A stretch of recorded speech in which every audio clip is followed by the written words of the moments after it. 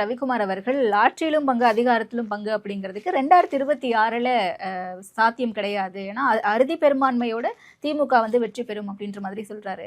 அப்ப இந்த கோரிக்கையை நாங்க ஆனா கைவிட மாட்டோம் அப்படின்னு சொல்றாரு. அப்படியே எழுதி அப்படியே வச்சுக்க வேண்டியதா. கொஞ்சம் உப்பு மிளகா எண்ணெல்லாம் போட்டு ஒரு டப்பால போட்டிங்கன்னா அது அப்படியே ஊருக்கு ஆகிடும்.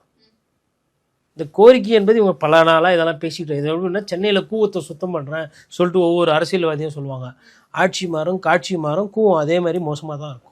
இந்த மாதிரி இந்த ஆட்சியில் பங்குன்றது அதெல்லாம் வந்து நாம்கே வாசத்துக்கு பேசுகிறது தான். இப்போ நீங்கள் விஜயகாந்த் பிரேமலதா அவர்கள்கிட்ட போய் கேட்டிங்கன்னா கூட அவங்களும் சொல்லுவாங்க ஆட்சியில் எங்களுக்கு பங்குன்னா. அப்போது தெருவாக போய் பிரச்சாரம் பண்ணி பஸ் எடுத்துன்னு போய் பண்ணுற அதிமுக ஆட்சியில் பங்கு கொடுக்கணும்.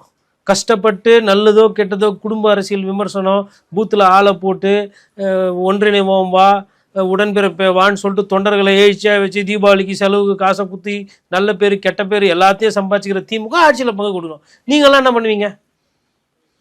அதாவதுங்க இவங்கெல்லாம் வந்து கூட்டணியில் இன்னைக்கு காலையில் திடீர்னு பல்லு வளர்க்கும் போது எடப்பாடி பழனிசாமியும் திரு ஸ்டாலின் அவர்களும் கூட்டணி வேணாமே திமுக அண்ணா திமுக எது பெரிய கட்சி பார்த்துடலாமே அப்படின்னு ஒரு முடிவு பண்ணாங்கன்னா இவங்கெல்லாம் தமிழக அரசியலுக்கு தேவையே கிடையாது.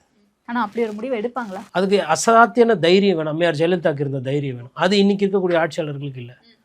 தைரியம் இருக்குது, என் சின்னம் என் கட்சி மேலே எனக்கு நம்பி இருக்கு, என் தொண்டர்கள் மேலே நம்பி இருக்குன்னா அந்த சண்டைக்கு போவாங்க. அப்படி ஒரு சண்டை நடக்குமேனால் திருப்பியும் இருதுருவ அரசியல் தான். திமுக வர்சஸ் அதிமுக தான்.